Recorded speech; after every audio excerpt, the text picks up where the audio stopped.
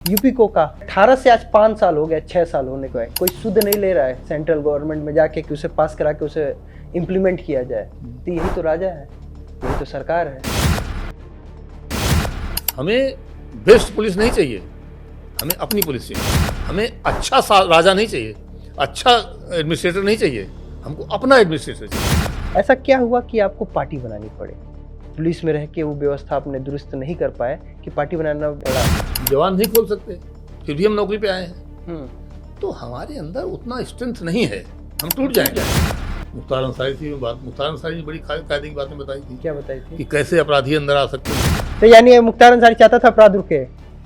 नहीं, वो चाहता नहीं था कि मेरी हत्या ना हो जाए। मायावती जी को पसंद नहीं आया क्या? आप हटाने के 15 दिन बाद सस्पेंड कर दिया हमको। जनता के आप रिप्रेजेंटेटिव हैं, आप शासक नहीं। दुरुपयोग कहाँ होता है, लोग असीमित अधिकार गैर कानूनी तरीके से ले रहे हैं। बुंदेलखंड में कोई योजना ऐसी नहीं बन रही जो वहाँ के लाभ के लिए हो। 8-10 हज़ार करोड़ रुपए लगा दिया बुंदेलखंड एक्सप्रेसवे बनाने में, पूरा भ्रष्टाचार और कमीशन खोरी हो गई। बुंदेलखंड का कोई लाभ तो उससे हुआ नहीं। इतना ही दबाव होता है तो आप भी ऑफ कर लेते, आप भी दबाव ले लेते। जो मंत्री को या विधायक को या सांसद को कानून के बाहर नहीं जाना चाहिए। अगर वो काम वो सेवा में रहते हुए हुआ रहता तो सवाल करने की जरूरत ही नहीं पड़ती, एक नजीर बन जाती दूसरों के लिए। वर्दी में शक्तिशाली दिखने वाली पुलिस क्या अंदर से कमजोर होती है, जो सफेद कुर्ते के आगे घुटने टेक देती है? क्या सियासत में पुलिस कठपुतली की तरह है जिसे सरकार अपने फायदे के हिसाब से इस्तेमाल करती है? पुलिस महानिर्देशक को क्यों दबाव में काम करना पड़ता है? क्या उत्तर प्रदेश में हो रहे लगातार इनकाउंटर की कीमत पुलिस कर्मियों को चुकानी पड़ेगी? पुलिस की कमियों से लेकर उनके साहसिक कारनामों तक मेरे मन में कई सवाल थे। इसलिए बतकही चौक पर इस बार हमने पुलिस महकमे के पूर्व मुखिया सुलखान सिंह जी को बुलाया और उनसे यही सवाल हमने किए। सुलखान सिंह जी इस पर खुलकर जवाब दिए और आप भी देखिए कि पुलिस और कैसे काम करती है। तो बतकही के नए एपिसोड में आज हमारे जो मेहमान हैं वो पूर्व डीजीपी सुलखान सिंह साहब हैं। बहुत बहुत स्वागत है सर आपका बतकही में। तो 37 साल के सेवा के बाद अब आप रिटायर हो चुके हैं। कई जिलों के आप कप्तान रहे, उसके बाद पुलिस महकमे के सबसे उच्च कुर्सी पर आप आसीन हुए। आपको क्या लगता है कि उस कुर्सी पे बैठे आप कानून व्यवस्था के लिए वो सब कर पाए जो आपके मन में था, या फिर समझौता करना मजबूरी होती है? जितना समय मुझे मिला तो उसमें मैं अपने हिसाब से लगभग आप कह सकते हैं कि 95% मैं कामयाब रहा। उसमें हमारी बात मुख्यमंत्री जी मानते थे और पूरा उनका समर्थन रहा इसमें। तो उससे डीजीपी की इफेक्टिवनेस काफ़ी बढ़ जाती है अगर मुख्यमंत्री उसको बात सुने। तो मेरे लिए तो ये अच्छा रहा। कार्यकाल कम होने की वजह से जो चीज़ें होती हैं, जो चेंजेस होते हैं, वो स्थायी नहीं हो पाते। तो ये तो मैं नहीं कह सकता कि वो परिवर्तन कितने स्थायी रहे, लेकिन मैंने काफ़ी परिवर्तन उसमें जो मैं चाहता था एज एसपी में सोचा करता था कैसा होना चाहिए, वो मैं कर पाया इसमें। ऐसे कौन से वो 5% चीज़ अधूरी रह गई जो आप चाहते थे लेकिन वो नहीं हो पाया? क्योंकि 95 ही आपने कहा। जी, ऐसा है कि कभी कभी सरकार की भी मजबूरी होती है पोस्टिंग ट्रांसफ़र में कि कुछ एक लोगों को उन्हें अपने हिसाब से करना पड़ता है, कप्तान बनाना पड़ता है, जो डीजीपी नहीं चाहते हैं। अब अधिकार तो सरकार का ही है। सरकार अगर 95% बात मान ले रही है तो ये बहुत बड़ी बात है। तो 5% यही कुछ कमी कही जा सकती है। अच्छा, 95% तो सरकार बात मान लेती है, लेकिन ऐसे कई बार ऐसा भी देखने को मिलता है कि जिन पुलिस वाले ही डीजीपी साहब की बात नहीं मानते हैं, कहते हैं कि नीचे ऊपर भगवान, नीचे हमारे डीजीपी साहब। लेकिन डीजीपी रहते हुए आपने बहुत बार आपने ऐसा कहा कि सीओजी फ़ोन उठाते रहो, थाने में जो जाए फरियादी उनकी बात सुनी जाए, उनको परेशान ना किया जाए। आप जितने दिन डीजीपी थे हम सबसे पहले आप ये बात कहते थे, लेकिन फिर भी वो अनियमितता पाई जाती रही। तो वही देखिए जो मैंने कहा था ना कि टाइम कम होने की वजह से वो परिवर्तन स्थायी नहीं हो पाते। अब चूँकि मैं खुद अपना सीओजी फ़ोन डीजीपी उठाता था और बिना जाने मैं ये नहीं देखता था कि नंबर किसका है, अननोन नंबर से भी मैं कॉल उठाता था, उसके मुझे बहुत सूचनाएँ मिलती थीं। तो इसलिए काफ़ी हद तक लोग हमारे टाइम में फ़ोन अपना उठाते थे, अटेंड करते थे और मेरा शुरू से फ़ोकस इस बात पे था कि पब्लिक की जो कंप्लेंट्स हैं, उनको प्राथमिकता पे अटेंड किया जाए। तो इस पर मुझे काफ़ी कामयाबी मिली और जो मुझे रिटायरमेंट के बाद भी जो फीडबैक मिला इस संबंध में, वो काफ़ी उत्साहवर्धक रहा जो है। नहीं, एक आम तौर पे देखने को मिलता है कि सेवा में रहते हुए जो नहीं कर पाते, सेवा से विस्तार लेने के बाद, सेवा से रिटायर होने के बाद, उसी चीज़ पे सवाल उठाते हैं। ऐसा नहीं लगता कि उस चीज़ पे सवाल उठा के कहीं न कहीं वो अपने आप पे सवाल उठा रहे हैं? क्योंकि अगर वो काम वो सेवा में रहते हुए हुआ रहता, तो सवाल करने की ज़रूरत ही नहीं पड़ती। एक नज़ीर बन जाती दूसरों के लिए। देखिए, मैंने इस पे एक बार लिखा भी था और मैं कई बार अपने इंटरव्यू में भी कह चुका हूँ। ये पुलिस का महकमा जो है, वो एक लंबे समय से सुधार की अपेक्षा में है। यहाँ लोग देखते हैं कि भई ये एसपी है या डीजीपी है, अब इसका टाइम 3 महीना बचा है, तो 3 महीने पहले ही हटो-बचो करने लगते हैं। हुँ। ये महकमा अन्य महकमों की तरह नहीं है। इसमें सुप्रीम कोर्ट ने भी कहा है कि ये पुलिस का महकमा, ये राजस्व रेवेन्यू की तरह इस तरह का नहीं महकमा है ये। तो वो देखते हैं कि भई इनके जाने के बाद तो फिर उसी तरह काम होना है, तो हम अभी से क्यों फँस जाएँ इस मामले में? तो लोग क्या करते हैं कि वो कप्तान का देखते हैं, भाई कब तक रहेगा ये? अगर ये हटने वाला टाइम इसका पूरा हो रहा है तो सोचते हैं भाई थोड़ा-सा सँभाल के करो, ताकि बाद का भी कुछ इंतज़ाम बना रहे। यही नेताजी हमको फिर घेर लेंगे। तो ये आखिर में हुआ करता है अक्सर जो है। और मेरा तो विदाई परेड हो गई थी, तब एक्सटेंशन आदेश आया था, सरकार ने सेंट्रल गवर्नमेंट में कहीं खोया रहा बहुत दिनों तक। तो उससे भी इफ़ेक्टिवनेस कम होती है चीज़ों को लेकर के। किस तरीके की सुधार की ज़रूरत है जो अस्थायी रूप से बना रहे? स्थायी रूप से बना रहे ये तो मैं नहीं कह पाऊँगा, हुँ। क्योंकि कोई भी संस्था या राजनीतिक दल पुलिस में सुधार चाहता नहीं है। ऐसा क्यों? वो मिसयूज़ करते हैं पुलिस का, और पुलिस सुधर जाएगी तो मिसयूज़ कैसे करेंगे? ये बड़ी समस्या है। कोई किस्सा? पुलिस का व्यवहार सबसे बड़ी समस्या है। व्यवहार ठीक नहीं पुलिस का। नेता लोग चाहते हैं कि इनका व्यवहार दूसरों के साथ खराब रहे, हमारे साथ अच्छा रहे। इसलिए आप अक्सर देखते हैं कि शिकायतें आती हैं, अखबार में पढ़ा होगा आपने, साहब विधायकों से व्यवहार ठीक नहीं है अधिकारियों का। आजकल तो सर एक नया किस्सा शुरू हो गया है। अलीगढ़ का मामला हो या फिर सीतापुर, लखीमपुर, नेताजी, विधायक जी के भाई, विधायक जी के भतीजे खूब कूटे जा रहे हैं थाने में और वो लोग भी थपड़िया दे रहे हैं। मैंने थाने में तो नहीं किसी को कूटते हुए देखा। लेकिन सर अभी अलीगढ़ में कुछ दिन पहले हुआ था कि कपड़े फाड़ दिए गए थे, सीतापुर में भी हुआ। नहीं, मुझे ध्यान नहीं पड़ रहा। हाँ। मुझे तो फिलहाल अभी केवल खीरी का ध्यान पड़ रहा है, हाँ। विधायक को किसी ने पीट दिया था। तो लेकिन ये है ना कि वो लोग चाहते हैं कि पुलिस दूसरों के साथ बदतमीजी करे, हमारे साथ ना करे। ऐसा पॉसिबल नहीं हो सकता है कभी भी। जिस तरह की आप में ट्रेनिंग हो जाएगी व्यवहार करने की, आप वैसे ही व्यवहार करेंगे। अपने घर के अंदर भी वैसे व्यवहार करेंगे। मैं पुलिस वालों को हमेशा कहता था कि अगर आप बाहर बदतमीजी करेंगे तो घर में भी बदतमीजी करेंगे आप। आपका करैक्टर खराब हो जाएगा इससे। ये मत करिए। लेकिन पुलिस वाला का जो व्यवहार है ना, वो बहुत गंभीर मामला होता जा रहा है। हाँ, होता जा रहा है। इसलिए बता रहे हैं। और दिन प्रतिदिन उनका व्यवहार मतलब बद से बदतर होता जा रहा है।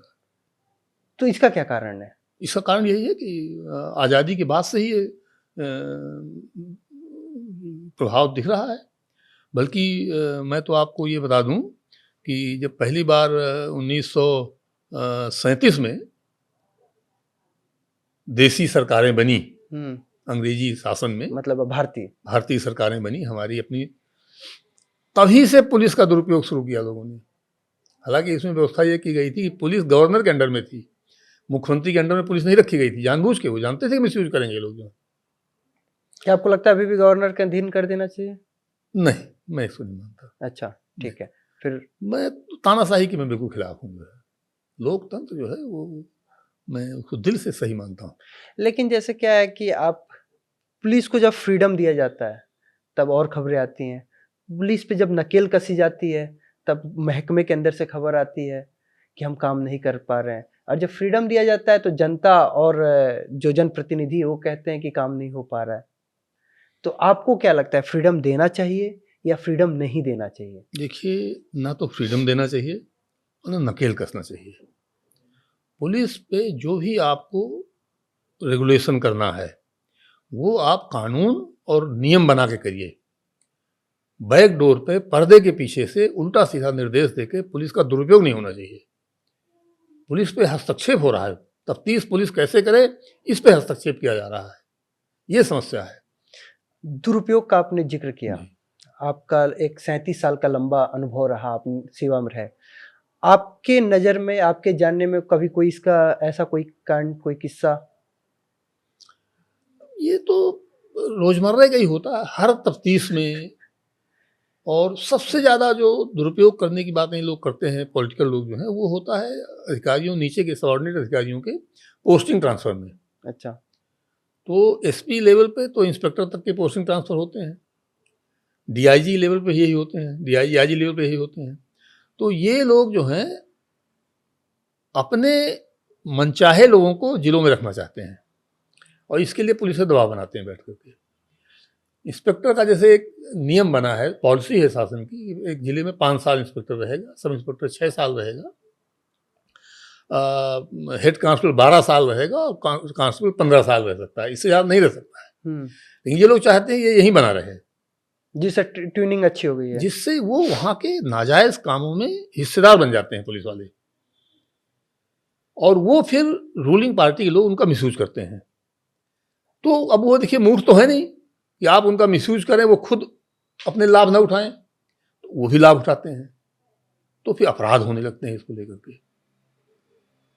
आपको एक हालिया उदाहरण आपको देखने को मिला महोबा में, जो एक व्यापारी ने आत्महत्या कर ली पुलिस के उत्पीड़न से तंग आकर के। बाद में पता लगा कि वो ज़्यादातर sub inspector, constable, head constable जो उस उत्पीड़न में शामिल थे, वो घूम फिर के उसी जिले में रहते हैं। अच्छा। हाँ, और वहाँ से तबादला होता है, तो वो एक्चुअली ये व्यापारिक माफिया बन गए हैं उत्तर प्रदेश में। जैसे गिट्टी और बालू का माफिया है इधर महोबा, हमीरपुर साइड में। वो खनन का पूरा अच्छा तो है। वो वहाँ से अगर हटेंगे तो वहाँ से हट के बांधा जाएंगे, वो कहीं और नहीं जाएंगे। तो कसम खाने के लिए ये भी हो गया कि साहब हमारा तबादला हो गया, हमने तबादला कर दिया इनका, करेंगे उसको ही, वहाँ से हटाएंगे, जालौन कर देंगे उसको, ताकि वो क्रिमिनल गैंग पूरा चलता रहे।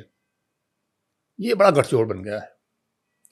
कुछ लोग ऐसे हैं जो नोएडा में ही रहना चाहते हैं, जिला में नहीं मानेंगे तो गाजीपुर चले जाएंगे, कप्तान नहीं माना तो हाइडल में चले गए, वहीं पर अथॉरिटी में चले गए, वहाँ से हटना नहीं चाहते।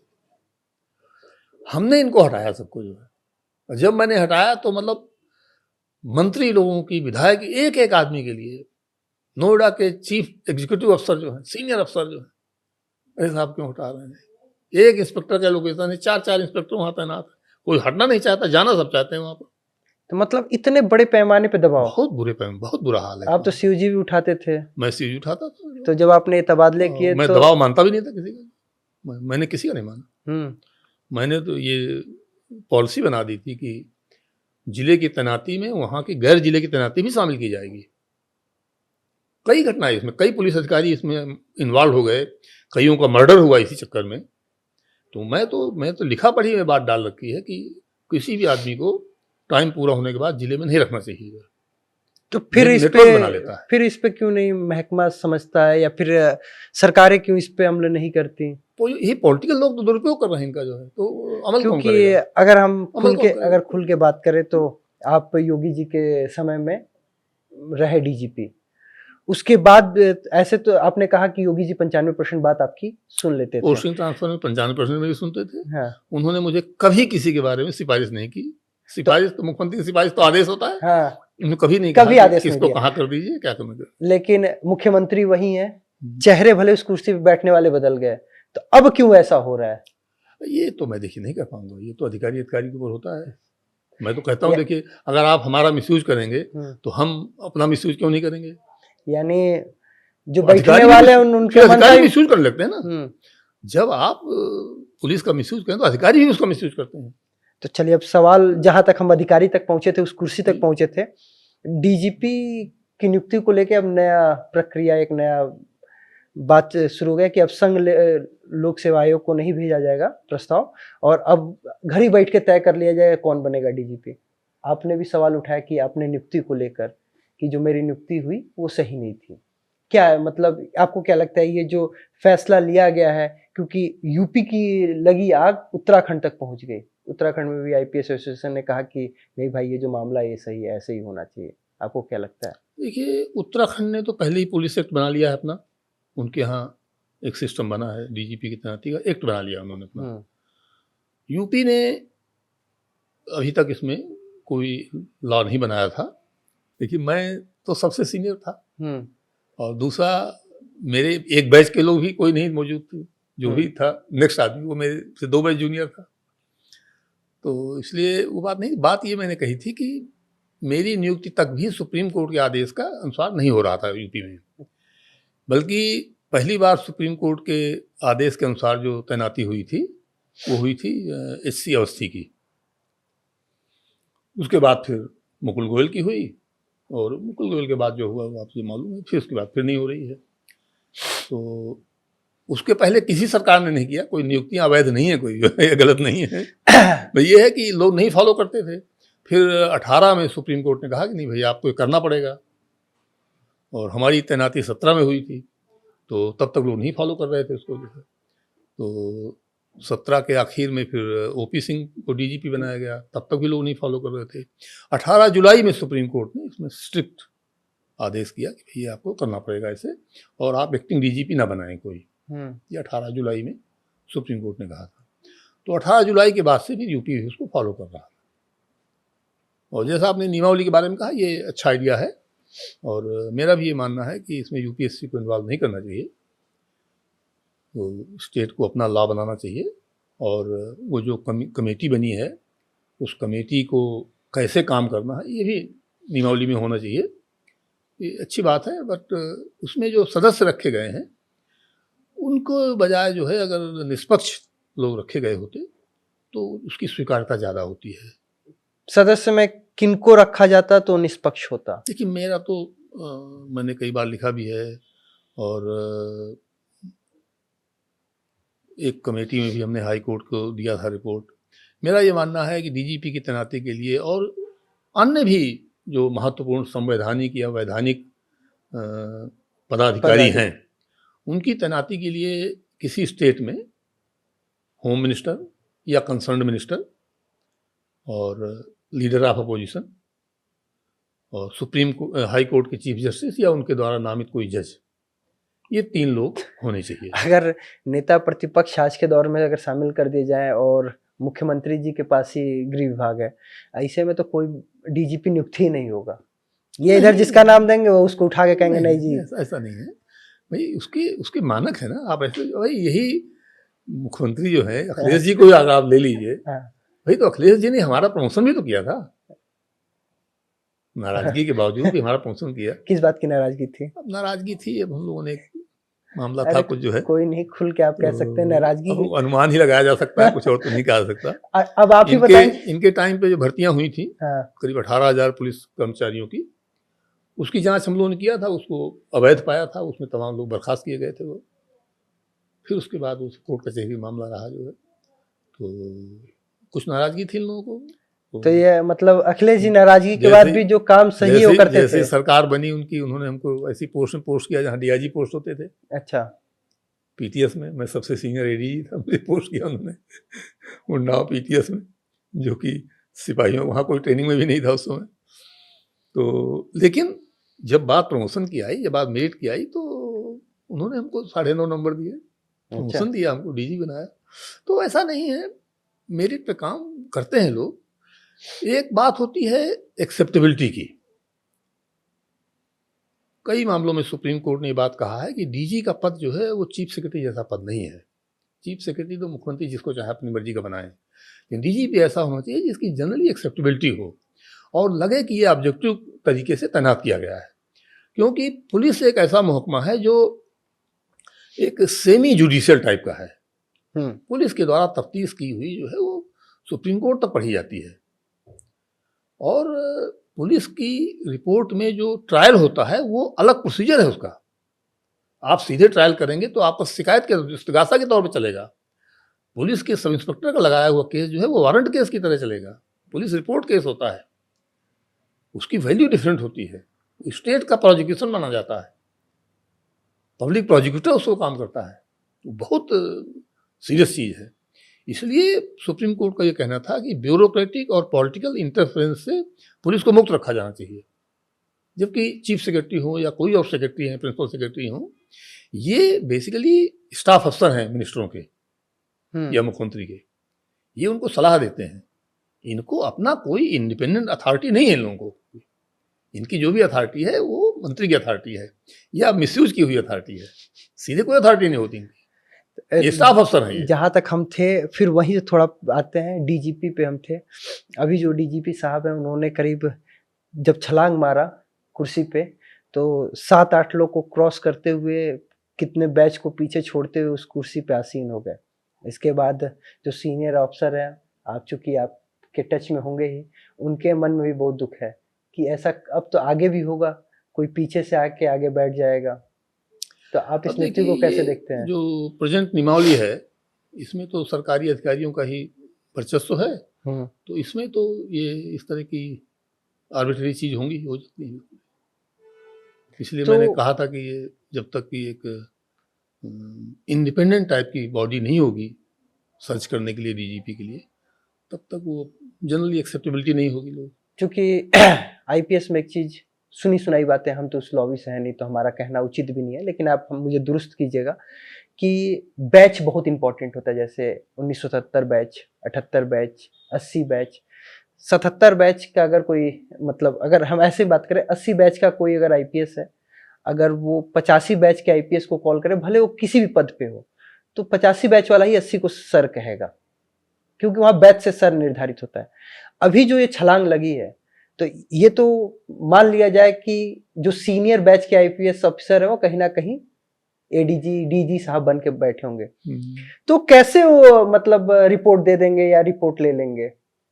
अंदर ईगो क्लैश भी तो होगा, भाई मेरे से जूनियर है, आगे बैठा हुआ है।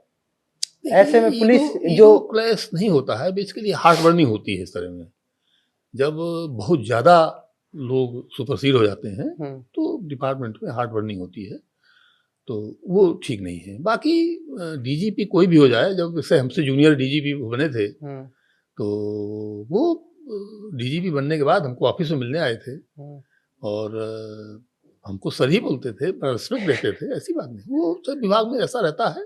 मुख्यमंत्री को इसलिए सुप्रीम कोर्ट ने कहा कि मुख्यमंत्री को, सरकार को ये तो एक ऑप्शन है कि वो 4-5 लोगों में से किसी एक को बना दे, लेकिन इतना नहीं होना चाहिए कि 20, 25, 15, ये उचित नहीं है। जो है देखिए, ये फंडामेंटल चीज ध्यान रखना है कि ये राजशाही नहीं है। राजशाही में राजा को असीमित अधिकार होते हैं, यहाँ असीमित अधिकार है जनता को। जनता के आप रिप्रेजेंटेटिव हैं, आप शासक नहीं हैं।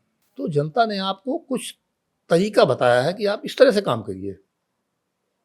जैसे राजशाही में किसी को डीजीपी बना दीजिए आप, लेकिन यहाँ किसी को नहीं बना सकते आप। यहाँ आपका चॉइस सीमित कर दी गई कि वो आईपीएस अफसर होना चाहिए। दूसरा सीमित आपके कर दी गई कि वो डीजी रैंक में होना चाहिए। सुप्रीम कोर्ट ने कहा नहीं भाई, इतना भी ठीक नहीं है, और सीमित होनी चाहिए। तो एक इंडिपेंडेंट बॉडी तय करे कि कौन है फिट है डीजीपी के लिए, उसमें से 3 के पैनल में फिर गवर्नमेंट तय करे कौन बनेगा। तो आपकी चॉइस 3 तक कर दी गई। यही जो लिमिटेड चॉइस, लिमिटेड डिस्क्रिप्शन हर एक अथॉरिटी को दिया गया है, चाहे वो पार्लियामेंट का भी अथॉरिटी लिमिटेड देखिए, ध्यान रखिएगा इसको। पार्लियामेंट भी मालिक नहीं है, पार्लियामेंट भी उनके रिप्रेजेंटेटिव हैं जनता के। तो उनके लिए कहा गया है कि आप संविधान में संशोधन तो कर सकते हैं, लेकिन आप बेसिक स्ट्रक्चर नहीं छेड़ सकते। ये लिमिटेशन पार्लियामेंट के ऊपर है। स्टेट के है कि भाई आप संविधान के खिलाफ नहीं कानून बना सकते। हर एक के ऊपर लिमिटेशन रखा गया है, कोई असीमित अधिकार किसी को नहीं है। तो दुरुपयोग कहाँ होता है, लोग असीमित अधिकार गैर कानूनी तरीके से लेना चाहते हैं। यहीं पे आपको रोकता हूँ, एक तो कानून पे भी आएंगे और थोड़ा सा आपने राजा का बात जिक्र किया, तो यानी क्या इस समय जो राजा है वो गलत तरीके से लोकतंत्र चला रहे हैं? इस समय राजा है जनता। हम्म। तो जनता ने तो नहीं चुना जनता डीजीपी ने साहब को। 3 लोगों को तय कर दिया, विधायिका को, कार्यपालिका को, चाहे प्रधानमंत्री है, मुख्यमंत्री है, उनकी सरकारें हैं, पार्लियामेंट है, असेंबली है, और उन्होंने कहा भाई जुडिशरी है, इनको ये अधिकार है, इनको इस सीमा के अंदर काम करना है। तो राजा वही है, देखिए राजा जो चाहता है आपको काम करना, आप नौकर हैं बेसिकली, एक तरह से कहा जाए। हम लोग तो नौकर हैं, ये लोग रिप्रेजेंटेटिव हैं, मंत्री लोग, हम लोग नौकर थे। अब हम भी राजा में आ गए हैं। तो अगर नौकर जो है राजा की आज्ञा, मालिक की आज्ञा का उल्लंघन करे तो आप क्या कहेंगे उसको, बताइए? गलत बात है। इसलिए मंत्री को या विधायक को या सांसद को कानून के बाहर नहीं जाना चाहिए बिल्कुल भी। आप कैसा देश बना देंगे? आप मालिक की बात नहीं सुन रहे हैं, फिर वोट लेने के लिए मालिक को गुमराह करेंगे, आप गलत बयानी करेंगे वहां जाकर। ये चीज ठीक नहीं है। यानी आपके हिसाब से आप कानून बदल दीजिए, अगर आपको लगता है ये कानून ठीक नहीं है, बदल दीजिए आप उसको, ताकि वो सबके सामने आए। चोरी छुपे काम नहीं होना चाहिए। कानून की बात आप कर रहे हैं, राजा का जिक्र हुआ। राजा जो है वो चौबेपुर कांड के बाद बुलडोजर भी चला देते, उस पर भी आएंगे। लेकिन यूपी कोका जो आपका फेवरेट टॉपिक था, बहुत मन से पास कराया गया, मुझे लगता है 2017-18 के आसपास यूपी कोका 18 में पास हुआ। लेकिन 18 से आज 5 साल हो गए, 6 साल होने को है, कोई सुध नहीं ले रहा है सेंट्रल गवर्नमेंट में जाके कि उसे पास करा के उसे इम्प्लीमेंट किया जाए। तो यही तो राजा है, यही तो सरकार है। मैं जनता को राजा मानता हूं। नहीं तो अब इस पे यूपी कोका पे तो कुछ कहिए। अब नहीं इंटरेस्ट ले रहे हैं लोग, क्या किया जाए? क्यों नहीं इंटरेस्ट? पास कराने की तो बहुत जल्दी थी है, बहुमत में हाथ उठाओ। मेरा कोई अब कांटेक्ट नहीं है इस तरह का सरकार में अधिकारियों से। इसमें बीच में कुछ आपत्तियां लग के आई थी सेंटर से, तो मुझसे कहा था गृह विभाग ने कि आप इन आपत्तियों का जवाब बना दीजिए। मैंने जवाब बना के उनको दे दिया था, और उसके बाद से क्या हुआ मैं नहीं जानता क्या हुआ इसका। जो है सेंट्रल गवर्नमेंट को भी कोई इसमें रुचि नहीं दिखती है, क्योंकि अभी मैंने देखा, कल ही देखा मैंने, हरियाणा का कोका बना था, उसको वापस कर दिया सेंटर ने। सेंटर को खुद बना देना चाहिए, सेंटर भी इंटरेस्ट नहीं ले रहा है इसमें। आखिर इतना अच्छा कानून क्यों अधर में अटका हुआ है? अब देखिए ये तो पॉलिटिकल माइंड है, कुछ पता लगता नहीं क्यों अटका हुआ है। आप इतने दिन सेवा में रहे, आपने अलग अलग माइंड को देखा है। आपने मुलायम सिंह को भी देखा, आपने अखिलेश जी को भी देखा, आपने मायावती को भी देखा, राजनाथ सिंह को भी देखा। मुलायम सिंह जी तो फंडामेंटली खिलाफ थे इस तरह कानूनों के। अच्छा, वो तो कहते थे गलती हो जाती है, इसके कानून खिलाफ नहीं हो। लेकिन प्रेजेंट गवर्नमेंट तो थी, और यहाँ गुजरात में भी लॉ है ऐसा, महाराष्ट्र में तो ही है, वो इन्हीं की सरकार ने किया था। फिर सेंटर क्यों नहीं कर रहा, मैं समझ नहीं पाया इस बात को। जो है आपके दौर में, आप सेवा में रहते हो, बहुत से इनकाउंटर आपने देखा होगा, सुना होगा, और हर सरकार की, हर पुलिस या विभाग की मजबूरी भी हो जाती है कई बार इनकाउंटर, क्योंकि चप्पल में भी कई बार हो जाते हैं।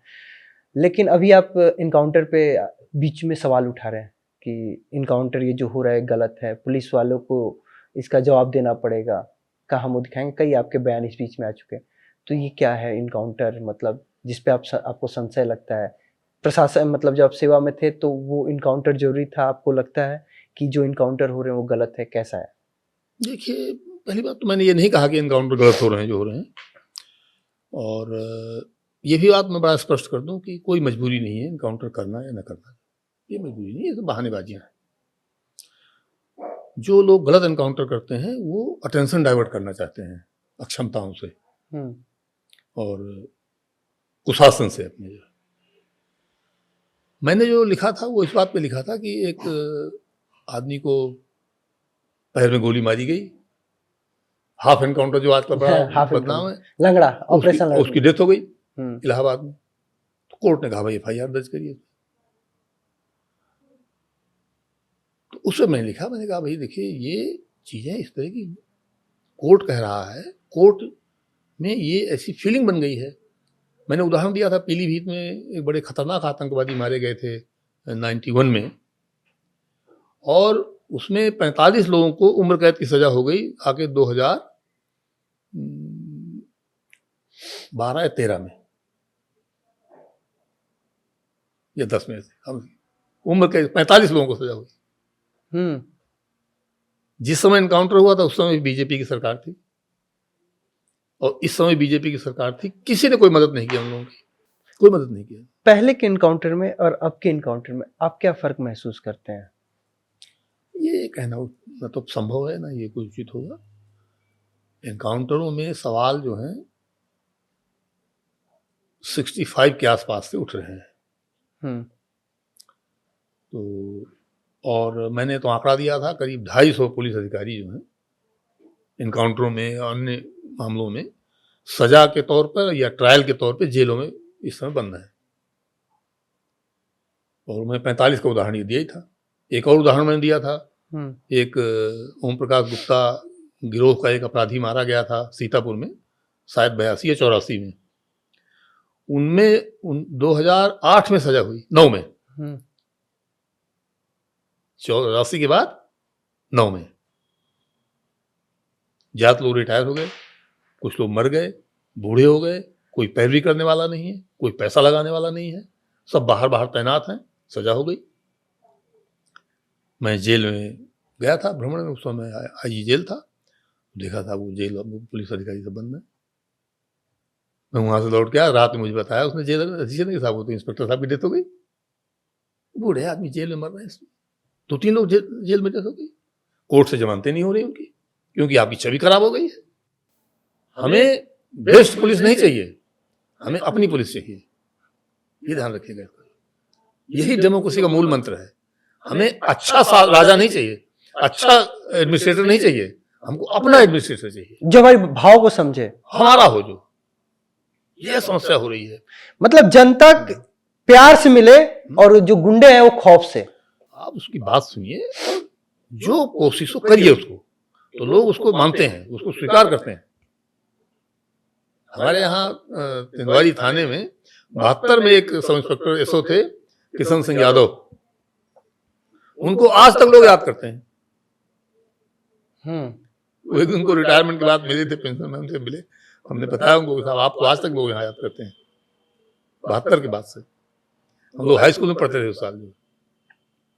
जनता बहुत याद करती है लोगों को, हमारे लेकिन आप याद करने लायक तो बनिए। हमारे यहाँ भी एक इंस्पेक्टर हेलमेट थे, वो हेलमेट पहन के बुलेट से चलते थे और उनका खौफ ऐसा था कि आज तक मेरी जुबान पे है। तो अब जो भी वो वीडियो जब भी देखे तो समझे कि उनको मैं याद करता हूँ कि कोई भी लड़का जो स्कूल में पढ़ने वाला है वो बंक नहीं मारता था, क्योंकि वो जो बंक मार रहे वो लड़के देख के उसको बाल छिवा देते थे। ओवर कोई जीप में एक्स्ट्रा नहीं बैठाता था, क्योंकि जहां वो जीप रुकवा के उठक बैठक कराते थे। तो अगर पुलिस अगर अच्छा हो तो सच में होता है कि पुलिस मैं इन चीजों को अच्छा नहीं मानता। लेकिन सर हनक भी मतलब अच्छे में सही होना चाहिए। हनक हमेशा कानून की होनी चाहिए। अब हनक से ही याद आया, कानून की हनक। विकास दुबे वाला कांड हुआ चौबेपुर, ऐसा हुआ कि बुलडोजर चला, फिर विजय मिश्रा वाले मामले में बुलडोजर चला और लॉ एंड ऑर्डर का एक नया रूप बन के तैयार हो गया, बुलडोजर एक्शन। कोई मामला भी कोर्ट में है, पुलिस के पास से आरोपी, घर पे बुलडोजर। और चुनाव में नारा भी बन गया, बुलडोजर चल रहा है और माफिया सब कांप रहे हैं। तो ये सब कहां तक सही है लॉ एंड ऑर्डर को मेंटेन करने के लिए? ये बिल्कुल ठीक नहीं, बिल्कुल ठीक नहीं है, निहायत अनैतिक बात है ये। और सुप्रीम कोर्ट ने भी अब इसमें स्पष्ट आदेश किया है, और यूपी सरकार ने भी सुप्रीम कोर्ट में हलफनामा यही दिया था कि हम अपराधियों के या अभियुक्तों के घर नहीं गिरा रहे हैं, गलत बात है। तो आप कहते कुछ हैं करते कुछ हैं, ये भी चीज ठीक नहीं है। एक दिन पहले कांड होता है, एक दिन बाद बुलडोजर पहुंचता है, गलत बात है, बिल्कुल गलत बात है। तो ये अगर बुलडोजर अगर गलत है, नगर पालिका से नक्शा खराब है, भाई अभी तक क्यों सोए हो, ऐसे मामले में क्यों जा रहे हो? तो ये तो कार्रवाई हमेशा कानून के हिसाब से होनी चाहिए। पुलिस का रिफॉर्म इसलिए जरूरी है कि पुलिस से सिलेक्टेड कार्रवाई लोग कराते हैं। एक ये तो हो गया मतलब बुलडोजर एक्शन। मतलब दूसरा एक बहुत सा सवाल अभी हाल ही में लखीमपुर में, अगर एक महीने में बात करें, लखीमपुर और लखनऊ में 2 कस्टोडियल डेथ हो चुके हैं, इसको आप कैसे देखते हैं? कस्टोडियल डेथ्स देखिए, इतनी ज्यादा संख्या में पुलिस अरेस्ट करती है, कस्टोडियल डेथ कई मामलों में होना स्वाभाविक है। लेकिन मेरा ये अनुभव है कि पुलिस बहुत सारी गैर जरूरी गिरफ्तारियां करती है, जहाँ गिरफ्तारी नहीं होनी चाहिए वहाँ गिरफ्तारी करते हैं पुलिस वाले। कुछ लोग मूर्खता में करते हैं ये काम, कुछ लोग इसमें दुरुपयोग करते हैं भ्रष्टाचार के लिए। आप लेटेस्ट उदाहरण ये चिन्हट में जो हुआ था, ये मामला ही गिरफ्तारी वाला नहीं था, इसमें गिरफ्तारी होनी ही नहीं चाहिए थी, महज कुछ रुपए के लिए कोई बात ही नहीं थी। हम्म।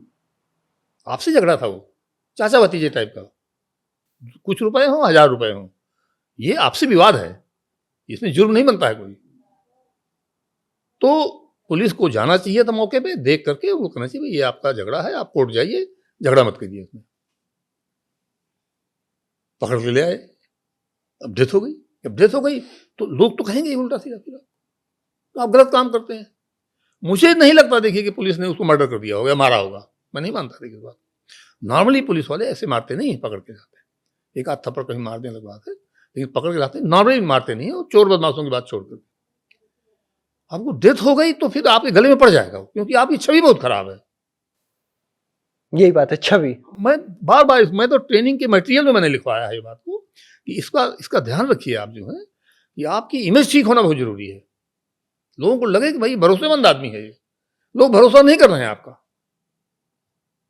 अब कुछ दिन पहले यही लखनऊ में एक लड़का लड़की कोई जा रहे थे, पुलिस ने रोका, नहीं रोके, गोली चला दी आपने।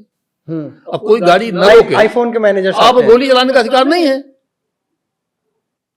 आप गैर कानूनी काम कर रहे हैं, अब आदी हो गए इस काम करने के, अब उसमें हत्या हो गई, इसलिए फंस गए। नहीं होती आप बच जाते। विवेक तिवारी हत्याकांड, आईफोन के मैनेजर आप बच जाते, अगर मर्डर ना होता तो बच जाते आप, उससे पैसे हट लेते उनसे। ये चीज ठीक नहीं है। कहते हैं साहब लोग गलत काम कर रहे हैं, भाई गलत काम करना कोई जुर्म नहीं है, जो जुर्म है वही जुर्म है। पुलिस का काम है जुर्म देखना, गलत काम करना नहीं। आप मॉरल पुलिसिंग करने के लिए नहीं बनाए गए हैं, आपकी अपनी नैतिकता अलग है, उनकी नैतिकता अलग है। कभी कभी लगता है पुलिस दो जगह बहुत शानदार काम करती है, एक तो ट्रैफिक पे जिस हिसाब से दौड़ा के पकड़ना हो, और एक मॉल वॉल के बाहर। और जब एंटी रोमियो स्क्वाड बना था तब भी उसने बहुत मन से काम किया था। बाकी टाइम उनका जो मन होता है वो कहीं ना कहीं बैठ सा जाता है। ये पता ना, पुलिस ओवरवर्क बहुत है, बहुत ओवरवर्क है पुलिस, तो अब वो सब उल्टा सीधा में लग जाते हैं। ट्रैफिक पुलिस की ड्यूटी है ट्रैफिक रेगुलेट करना, ना कि वाहन की चेकिंग करना। चाबी निकाल लेना सर, ये तो आजकल का फैशन ये गलत चीजें हैं। पुलिस को कागज चेक करने का ये इसका अधिकार नहीं है, पुलिस को केवल डीएल चेक करने का अधिकार है। पुलिस केवल डीएल चेक कर सकती है, कोई और कागज नहीं चेक कर सकती। नहीं मानते लोग, क्या किया जाए भाई, गाड़ी में लटक जाते हैं, ट्रक में लटक जाते हैं, ये गलत काम है सर। वीडियो बहुत वायरल होता है ट्रक वाला, हाँ, मर जाते हैं तो कहते हैं साहब वो मर्डर कर दिया। आप गाड़ी में लटक क्यों रहे हैं भाई? आप अपनी सुरक्षा का ध्यान रख के काम करिए। अगर कोई आदमी ट्रैफिक लाइट जंप कर रहा है तो आप गाड़ी में लटक जाएंगे? अब नंबर नोट करिए, चालान करिए उसको। मतलब ये एक सेंस ऑफ प्रोपोर्शन नहीं रह गया कोई कार्रवाई में, ये बड़ी समस्या हो गई। अब उसके आगे आते हैं, आप सोशल मीडिया बहुत एक्टिव रहते हैं, पोस्ट आपका, आप अच्छा खासा पोस्ट लिखते हैं और आपके पोस्ट को लोग पढ़ते भी हैं। कई बार आपके कई पोस्ट सुर्खियों में रहते हैं, मीडिया हेडलाइन जो आप जिक्र करते हैं। आपका एक अभी हाल ही में एक पोस्ट खूब मीडिया हेडलाइन रहा कि ये जो सरकार है वो क्षत्रिय विरोधी है। वो मैंने सेंट्रल गवर्नमेंट के लिए लिखा था एक बार। अच्छा। हाँ, मैंने वो इसलिए लिखा था कि जो इकोनॉमिक वीकर सेक्शन के लिए आरक्षण किया गया था, उसमें केंद्र सरकार ने जो मानक बना दिया है, मानक ये कर दिया है कि 8 लाख तक की आमदनी जिसकी है वो गरीब माना जाएगा। अच्छा। लेकिन अगर उसके पास 5 एकड़ जमीन है तो आमदनी कुछ भी हो, वो गरीब नहीं माना जाएगा। तो मैंने कहा भाई सवर्णों में जिनको आरक्षण नहीं मिल रहा है उसमें ज्यादातर जमीन जो है उसमें कौन बचा? ब्राह्मण, क्षत्रिय, वैश्य, कायस्थ, यही तो बचे। इसमें जमीन पे कौन आश्रित है? मैक्सिमम ठाकुरों के पास भी जमीनें हैं और ब्राह्मणों के पास भी जमीन है, लेकिन मैक्सिमम तो ठाकुरों के पास ही है जमीन। 5 एकड़ में हमारे आदमी दाल रोटी नहीं खा सकता। बुलंदशहर या मुजफ्फरनगर से ज्यादा उपजाऊ जमीन तो कहीं की है नहीं यूपी की। वहां भी 5 एकड़ में 8 लाख की आमदनी नहीं हो सकती आपकी, लेकिन केंद्र सरकार ने 5 एकड़ डाल करके क्षत्रियों को बाहर कर दिया। इस पर मैंने लिखा था, काफी पहले लिखा था मैंने, काफी पहले।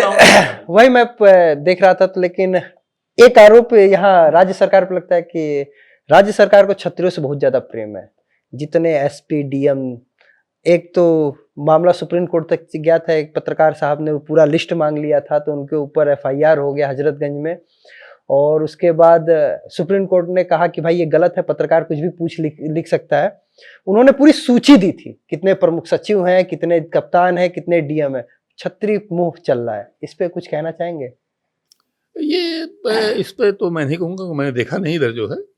मेरे टाइम पे एक बार ये बात आई थी। ये एक्चुअली दबाव की राजनीति करने की एक सिस्टम है ये। तो जब मैं डीजीपी था तब भी ये बात कही गई थी कि साहब क्षत्रियों को बहुत ज़्यादा कर दिया गया है। तो मैंने वो लिस्ट जो है सोशल मीडिया को भी दिया और मुख्यमंत्री जी को भी दे दिया कि साहब ये हाल है, इतने ब्राह्मण हैं, इतने क्षत्रिय हैं, इतने यादव हैं, इतने ये हैं, इतने ये हैं, इतने ये हैं। कौन कह रहा है कि ये हो गए? तो उसके बाद मामला शांत हो गया। जो ये दबाव बनाने के लिए किया जाता है। मुझे ऐसा नहीं लगता कि जो है कि कोई प्रेजेंट गवर्नमेंट जो है कोई क्षत्रियों को बहुत ज़्यादा फेवर कर रही है। और ये दबाव बना के लोग किया करते हैं, ऐसे ही अपनी मर्जी की पोस्टिंग करा लेते हैं, यहाँ दबाव बनाते हैं। अच्छा, आप योगी आदित्यनाथ के सबसे पसंदीदा अफसरों में से एक थे, फिर बीच में ऐसा क्या हुआ कि आपको सरकार से उतना आपका तालमेल सही नहीं रह रहा है? अब हमारा तालमेल का कोई मतलब ही नहीं होता, हम बाहर हैं तो अब किस बात का तालमेल? मतलब मैं कभी पॉलिटिकल तो मेरा कनेक्शन कभी रहता नहीं था, ना मेरा कनेक्शन। आप बीच में आपके एक दो पोस्ट जब आते हैं तो लोग कहते हैं कि आप आलोचक हो गए हैं। आलोचक नहीं, कभी कोई चीज़ ऐसी होती है जो बहुत चुभती है तो मैं लिखना पड़ता है मुझे मजबूरी में। जैसे वो इकोनॉमिक वीकर सेक्शन वाला मुझे लिखना ही पड़ा मजबूरी में। मैं देख रहा हूँ हमारे एक रिश्तेदार का मामला है, हम कहते साहब आपके पास 105 एकड़ ज़मीन है, बांदा में 105 एकड़ में आप नमक रोटी नहीं खा पाएंगे, लेकिन उनको आरक्षण नहीं मिलेगा। तो ये मैंने लिख दिया। इसी तरह से कोई बात होती है। अब एक जगह मैंने लिखा था, एक कमिश्नर सीएमओ कह रहे हैं जूते से मारेंगे आपको। मुझे ही बर्दाश्त नहीं हो सकती बात। मैंने इस पर भी लिखा। अब ये सब चीज़ें लोग रिपोर्ट करते हैं साहब ये सरकार के खिलाफ लिखते हैं, मैं सरकार के खिलाफ नहीं लिखता। अच्छा, ये ट्रेंड आज ही है क्योंकि कि पहले भी था कि कभी भी कोई सवाल पूछ दिया जाए, कभी भी कुछ कह दिया जाए, कुछ पूछ दिया जाए तो आप विरोधी क्यों हो जाते हैं? आईना दिखाना भी तो हो सकता है ना, मिरर ऑफ सोसाइटी भी तो हो सकता है, रिफ्लेक्शन ऑफ सोसाइटी भी तो हो सकता है। लेकिन जब भी कुछ पूछ दिया जाए वो गलत हो जाता है। आप पूछ रहे हैं ट्वीट करके तो गलत है, पत्रकार पूछ दे तो गलत है, 2 एफआईआर फेंक के मार दो। एक्चुअली आप जानबूझ के जब गलत काम करते हैं तो जो उंगली उठा रहा है उसको आप पार्टी बना देना चाहते हैं, ताकि ये कहा जाए यार ये तो विरोधी आदमी है, इंडिपेंडेंट नहीं है ये, जबकि वो इंडिपेंडेंट है। मैं सरकार का विरोधी नहीं हूँ क्योंकि मैं पॉलिटिकल आदमी नहीं हूँ। मैं तो जो भी लिखता हूँ इंडिपेंडेंट लिखता हूँ। गाजीपुर के एक पत्रकार पे एफआईआर हो गया बस इस बात पे, क्योंकि वो प्रिंट मीडिया का जर्नलिस्ट था और उसने वीडियो कैसे बना लिया, नमक वाला, मिड डे मील में नमक परोसा गया था और इस पे एफआईआर इस बात पे हो जाती है। मिर्जापुर में एक, हाँ, मिर्जापुर वाला गलत है, बिल्कुल गलत चीज है। तो आप डीजीपी, अब वो एफआईआर किसने कराई होगी? पुलिस ने कराई होगी। तो वही बात है, या किसी नीचे अधिकारी ने कराई होगी। पुलिस ने एफआईआर लिखी होगी ना, उनके पास भी स्वविवेक होता है कि अच्छा, कोई विवेक नहीं, वो तो गुलाम है, को दबे है ना, हटा दिए जाएंगे थाने से उसी दिन अगर नहीं एफआईआर लिखेंगे। ऐसी कार्रवाई को आप कैसे देखते हैं? यही तो पुलिस का मिसयूज है, इसीलिए लोग पुलिस में रिफॉर्म नहीं चाहते हैं। ब्यूरोक्रेसी या पॉलिटिशियन रिफॉर्म इसलिए नहीं चाहते हैं कि पुलिस अंगूठे के नीचे रहे। एक उसको रोडवेज के मैनेजर को जो है घसीट के मंगवा लिया था डीएम ने, बलिया में या कहां पर। हाँ, उसने तहरीर भी दिया, रिपोर्ट दिया, कोई रिपोर्ट नहीं लिखी गई उसकी। तो अगर पुलिस इंडिपेंडेंट होगी तो एफआईआर हो जाती है। अब तक अगर इतना दबाव है तो मानना जाए अन्याय की चपेट में यूपी है। अन्याय की चपेट में तो पुलिस है, कर तो पुलिस ही रही है। पुलिस तो इंस्ट्रूमेंट ऐसा है तो सर आपसे क्यों नहीं किसी ने गलत काम करा लिया? आपने अपना सीयूजी नंबर क्यों नहीं ऑफ कर दिया? अगर इतना ही दबाव होता है तो आप भी ऑफ कर लेते, आप भी दबाव ले लेते। पर्सनल बात ऐसा होता तो आप पौड़ी के कप्तान बन के खुश नहीं होते। पर्सनल मैं इसलिए नहीं कहूंगा कि आम तौर पे लोग जो हैं, मैं एक बार लिखा था मैंने इस बात को कि जो आदमी सर्विस में आया है चाहे कितने ब्रिलियंट क्यों ना हो, वो बेसिकली अपनी आजादी को गिरवी रख के आया है। हम जवान नहीं खोल सकते, फिर भी हम नौकरी पे आए हैं। तो हमारे अंदर उतना स्ट्रेंथ नहीं है हम टूट जाएंगे जो है, इसलिए प्रोटेक्शन जरूरी है। हर आदमी की वो स्ट्रेंथ नहीं होती है। अच्छा, मुलायम सिंह ने आपको पोस्टिंग दी थी पौड़ी की दी थी ना? जी, मैं गया नहीं था। ऐसा क्या था मामला? अब वो दरअसल मैं उस समय मेरी सर्विस 9 साल की सर्विस हो गई थी। रामपुर से थोड़ा बड़ा विवाद हो गया था, उस समय मिक्की मियाँ जी थे, सांसद थे वहाँ पे। तो जो ही मामला आगे पका हो, जैसा भी हो, हालांकि बाद में मिक्की मियाँ साहब हमारे अच्छे दोस्त रहे, तो मेरा ट्रांसफ़र हो गया वहाँ से पौड़ी गढ़वाल हो गया। तो मैंने कहा मुख्यमंत्री जी से कि अब मैं तो 9 साल मेरी सीनियरिटी है, मुझे पौड़ी गढ़वाल तो ठीक नहीं है, मुझे आप पीएससी में कहीं कर दीजिए। उन्होंने को समझाया कि नहीं, बाद में देखेंगे, अभी आप चले जाइए। मैंने कहा सर मैं सीनियर बहुत हूँ।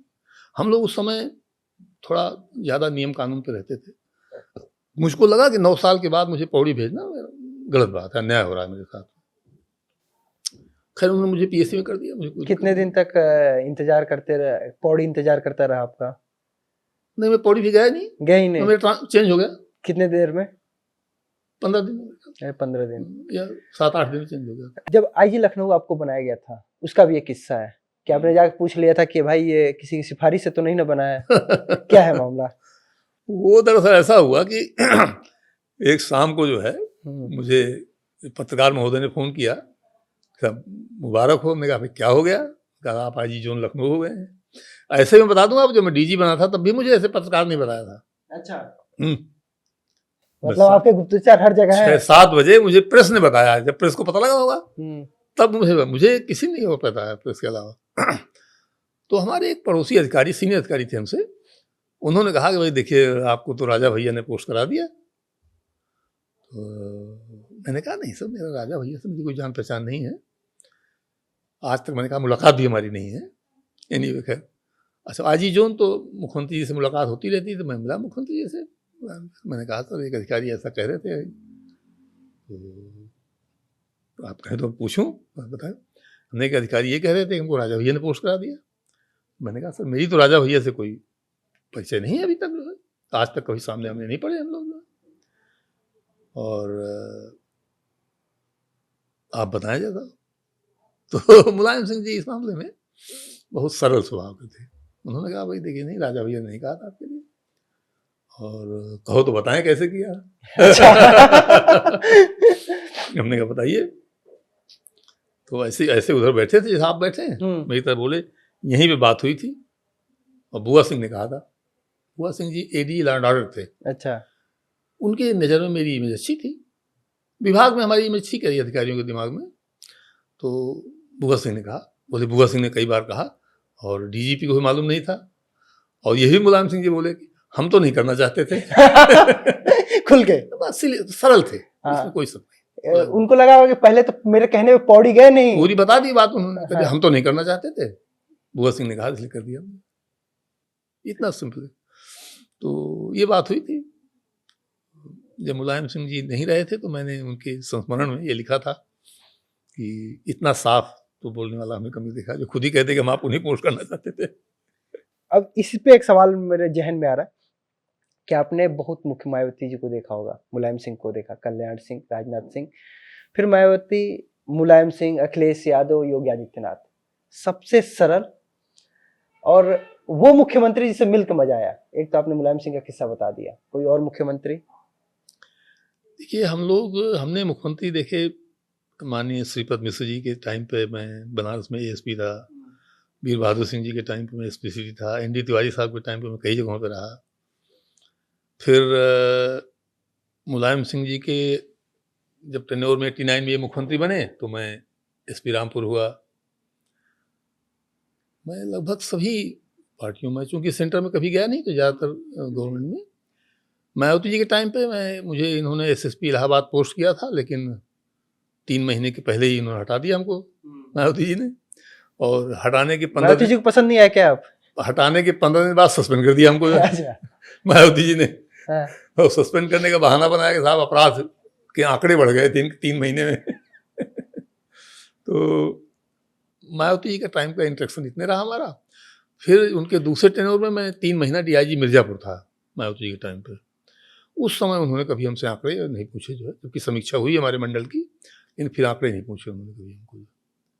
फिर मायावती जी के टाइम पे मैं आईजी जेल था, लंबे टाइम तक रहा मैं, 2.25 साल तक। तो कभी कोई हस्तक्षेप किस तरह का हुआ नहीं। जेल में भी हम अपनी मर्जी से हमने जो काम करना चाहा वो काम किया हमने। लंबा समय हमको मिला जेल में, तो मैंने काफ़ी वहाँ काम। जेल पे आ गए तो पहले मुख्यमंत्री वाले सवाल को हम कंप्लीट कर लेते, फिर जेल पे हम पे। तो कौन सा मुख्यमंत्री आपने बताया नहीं, आपने बस बता रहे कि कहाँ कहाँ क्या कहानी रही, आपको कौन पसंद आया? मैं उसको उस पर जवाब नहीं देना चाहूँगा।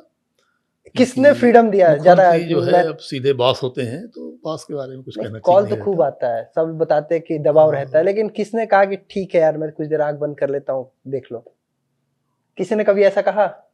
देखिए, अब ये मैं कहूँ तो एक कोइंसिडेंस कह लीजिए या मेरा सौभाग्य कह लीजिए कि माननीय कल्याण सिंह जी के टाइम पे मैं सहारनपुर में और पीलीभीत में एसपी था, और जब वो अपोजिशन में थे तो मैं उनके यहाँ एसपी रूरल रहा अलीगढ़ में।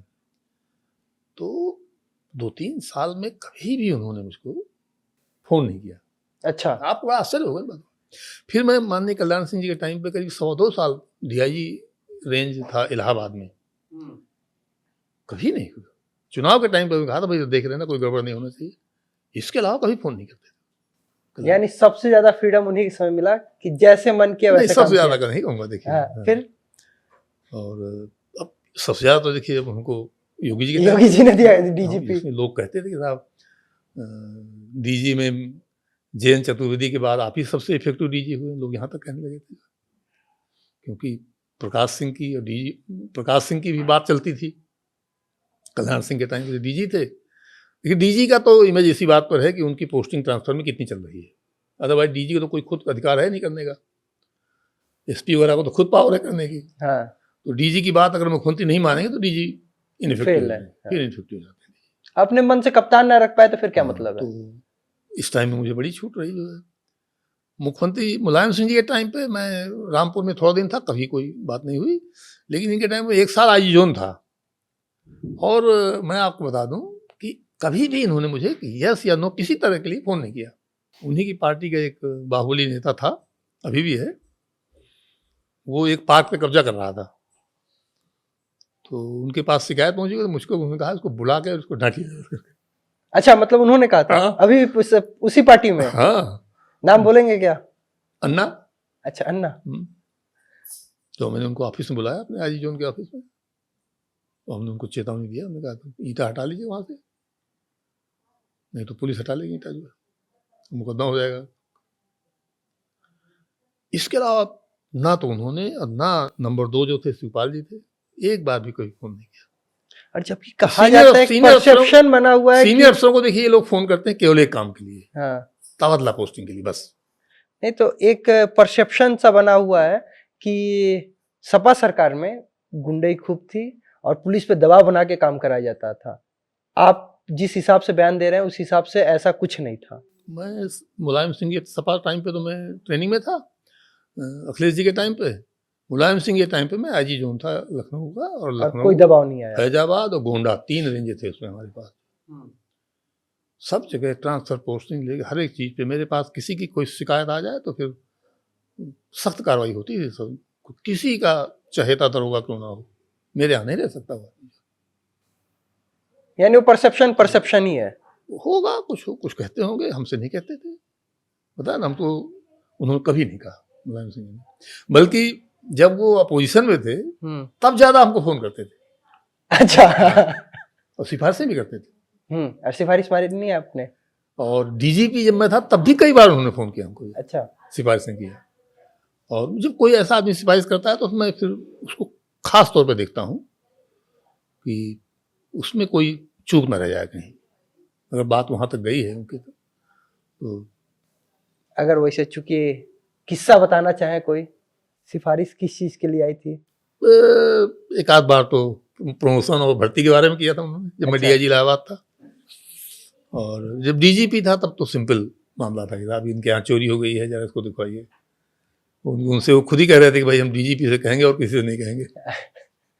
उम्मीद था कि अगर हम कहेंगे तो फिर मैंने उसमें बहुत कोशिश की, पूरी बुलाया और एक और लखनऊ का ऐसे मामला था, मर्डर में किसी को फंसा रहे थे, तो उसको फ़ोन किया उन्होंने, तो उससे भी मैंने सबको बुला के बैठाया, केस डायरी देखी, पूरा डिटेल में देखा, इंश्योर करें कि मतलब उनके कहने के बाद भी फिर गलत काम ना हो जाए। हमारा ये रहता था कि हमारे नॉलेज में कोई बात आ जाए तो फिर गलत ना हो जाए उसके बाद। आप आईजी जेल भी रहे। अच्छा, ऐसा क्यों होता है, चाहे मुख्तार हो गए, अतीक हो गए, सबके लिए जेल सबसे ज्यादा सुरक्षित जगह है। वहीं से साम्राज्य चलाएंगे, गुड्डू मुस्लिम को क्या आदेश देना वहीं से दे दिया जाएगा। सब बांदा जेल नहीं रहेंगे, यहाँ जेल रहेंगे, देवरिया जेल हो या कहीं जेल हो, उनका एक अच्छा खासा साम्राज्य चलता है जेल से। लगता है सबसे ज्यादा सिक्योरिटी के साथ, हर सुविधाओं के साथ वो जेल के अंदर रहते हैं। आपने जेल को चूंकि अंदर से देखा है, तो आखिर कहाँ कमी रहती, या प्रशासन ही चाहता, पुलिस ही चाहते कि ये सुविधा उनको दी जाए? देखिए, जेल में ये बात जैसे मैंने पुलिस को बताई है, वही जेल में लागू होती है। रूलिंग पार्टी के लोग जब अंदर होते हैं तो रूलिंग पार्टी के लोग उनको सुविधाएं दिलाते हैं। तो जेल का अधिकारी जो है फिर दूसरों को सुविधा देके उसका मिसयूज करता है, पैसा कमाता है।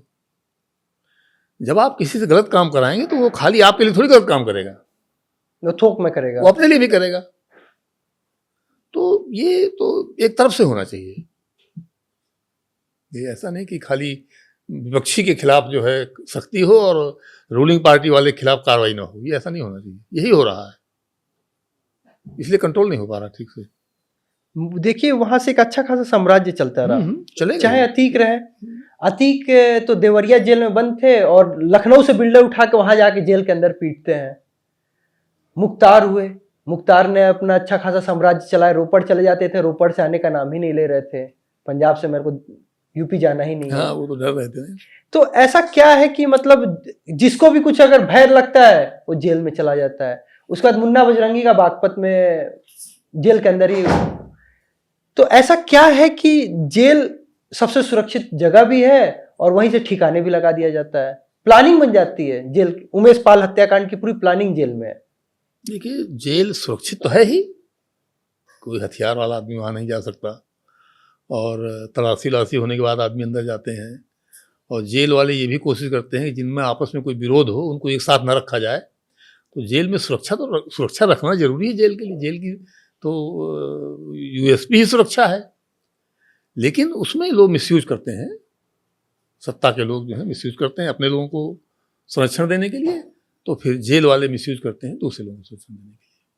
पिछले मतलब 7 साल से अगर देखा जाए तो सत्ता के शीर्ष पे उत्तर प्रदेश में वो काबिज है जिनको कहा जाता है लॉ एंड ऑर्डर मेंटेन करने के लिए वो सब कुछ करते हैं। लेकिन इसी 7 साल में अतीक अहमद वाला कांड भी देवरिया में हुआ। इसी 7 साल के अंदर उमेश पाल हत्याकांड का भी जो प्लानिंग है वो जेल के अंदर बनता है। तो इसको आप कैसे देखते हैं? अब देखिए, उमेश पाल की जेल में प्लानिंग बना के हत्या हो गई, चित्रकूट जेल में जेल के अंदर ही अपराधियों की हत्या हो करा दी गई। मुन्ना बजरंगी का केस वही था। तो मुन्ना बजरंगी के केस के बाद में मुझे जांच सौंपी गई थी, मैंने जांच करके दिया था, लेकिन उसमें कोई कार्रवाई नहीं की गई है। क्या जांच था? जेल की सुरक्षा के बारे में था कि सुरक्षा कैसे रखी जाए।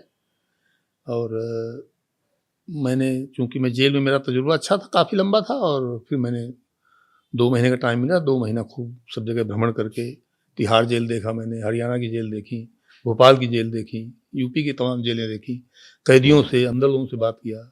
मुख्तार अंसारी से मुख्तार अंसारी ने बड़ी कायदे की बातें बताई थी। क्या बताई थी? कि कैसे अपराधी अंदर आ सकते हैं।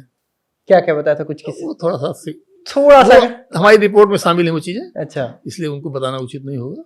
यानी अच्छी राय दी थी मुख्तार अंसारी ने। हाँ, मुख्तार अंसारी की बहुत सही जानकारी थी साहब की। यानी अपराधी बता सकता है कि अपराध कैसे रोका जाए। बिल्कुल बिल्कुल बिल्कुल बता सकता है। तो यानी मुख्तार अंसारी चाहता था अपराध रुके? नहीं, वो चाहता नहीं था कि मेरी हत्या ना हो जाए। यानी उसे भय था, सुरक्षा ऐसी करिए कि मुझे ना कुछ हो जाए। तो इसमें इस तरह बताते हैं लोग, ये थोड़ी बताएंगे कि आपको दूसरे के बारे में बता देंगे, या आप इनसे पूछिए तुरंत बता देंगे नहीं साहब ये उसका काम है, तुरंत बता देते हैं लोग। अच्छा, ऐसा क्या हुआ कि एक लंबे दौर में पुलिस सेवा में रहने के बाद ऐसा क्या हुआ कि आपको पार्टी बनानी पड़े? पुलिस में रह के वो व्यवस्था आपने दुरुस्त नहीं कर पाए कि पार्टी बनाना पड़ा?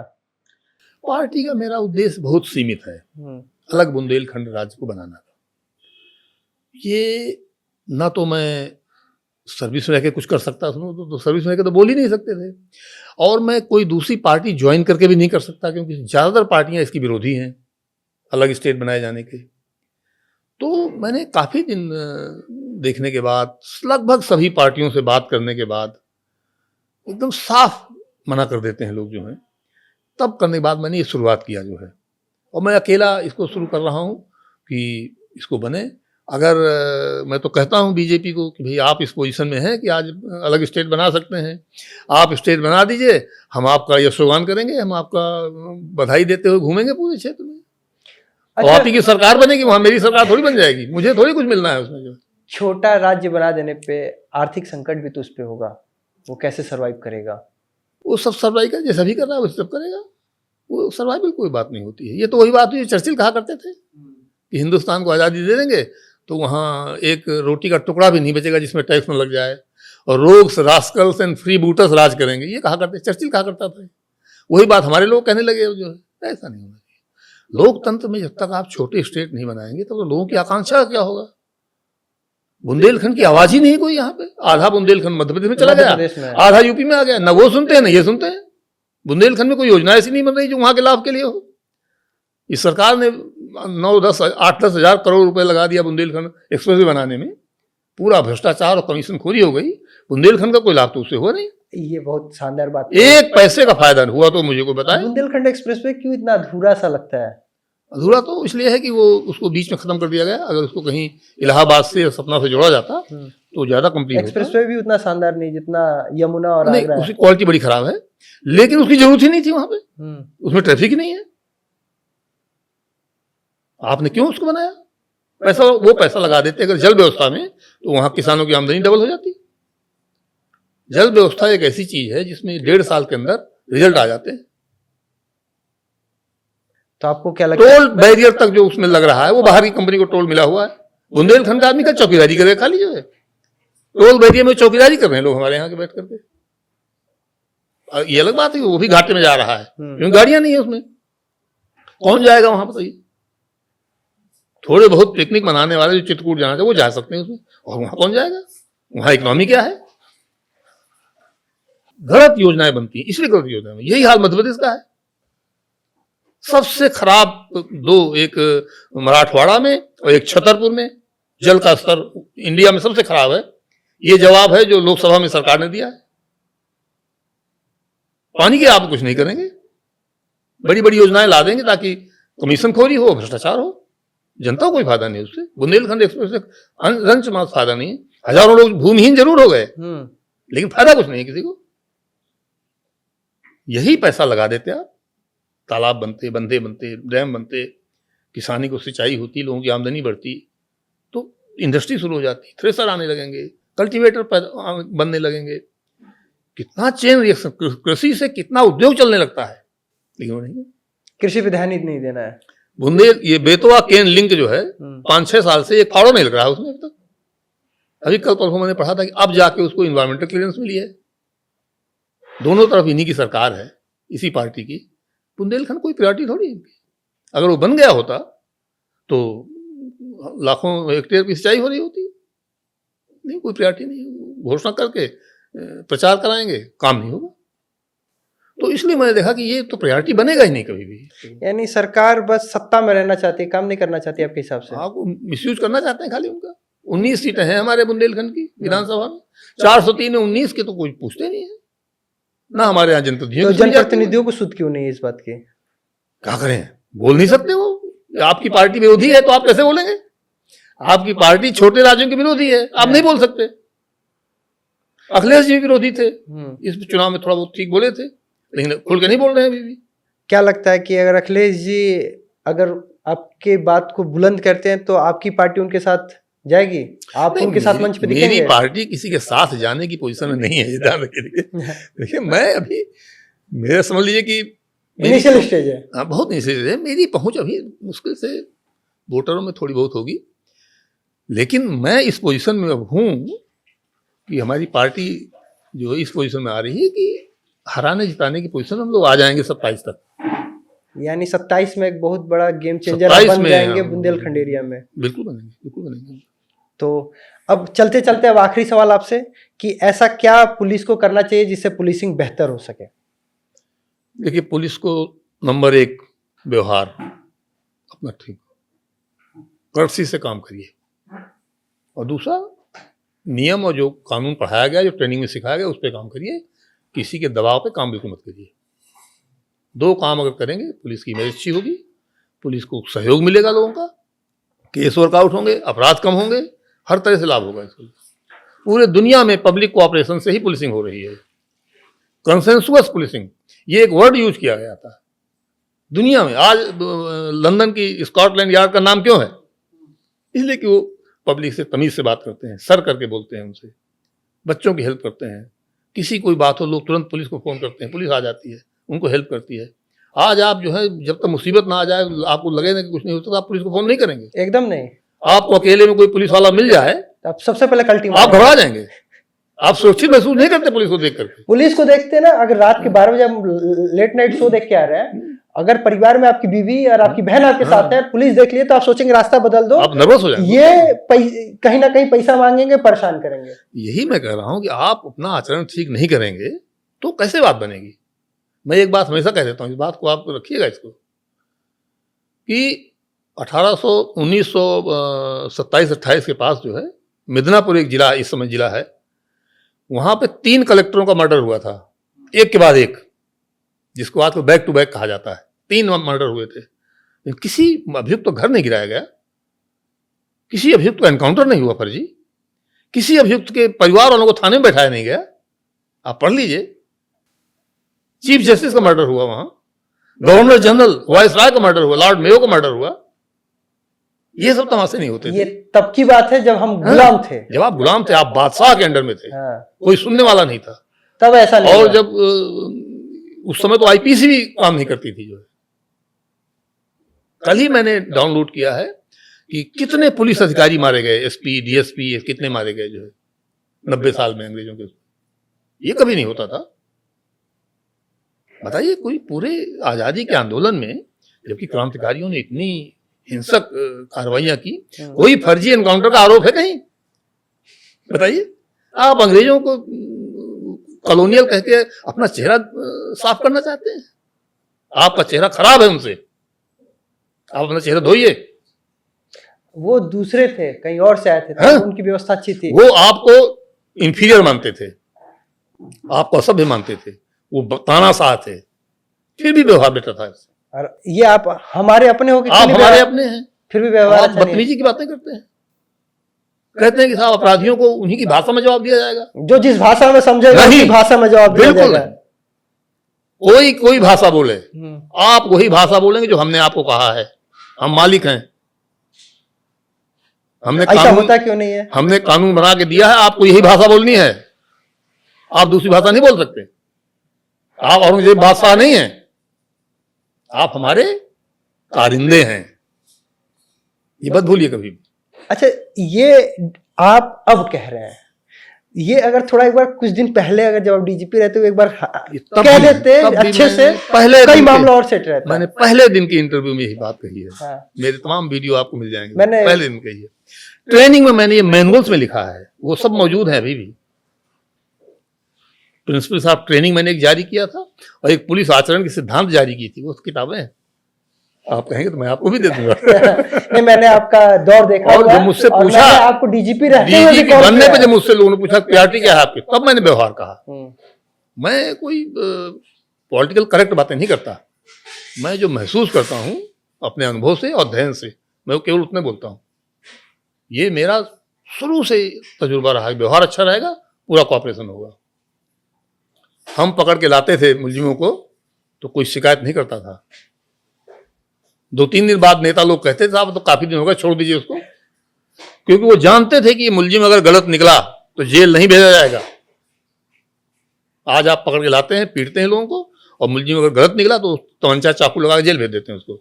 ये आपने कहा कि तमंचा और वो रख के जेल भेज देते हैं। अच्छा, आजकल तमंचा रखे रहते हैं लोग क्या, पुलिस लोग? और जो गलत लगाते हैं तो रखे रहते होंगे। नहीं, कई बार देखा जाता है कि जिसमें टिगर नहीं रहता वो बंदूक भी रख दिया जाता है। अब ये तो कोई मूर्ख करेगा इस तरह का काम जो है। मेरा कई मामला आया था। ज्यादातर तो इंटेलिजेंट लोग हैं पुलिस में। तो ये थे पूर्व डीजीपी सुलखान सिंह साहब, जिन्होंने बताया कि पुलिसिंग कैसी होनी चाहिए और नायक कैसे होना चाहिए, मुखिया का रोल कैसा होना चाहिए। तो ये आज के हमारे मेहमान बतकही में, और ऐसे ही मेहमानों से आप मिलते रहिए मेरे साथ, ब्रिजेश तिवारी के साथ, रोज बतकही में शनिवार 6 बजे। राम राम।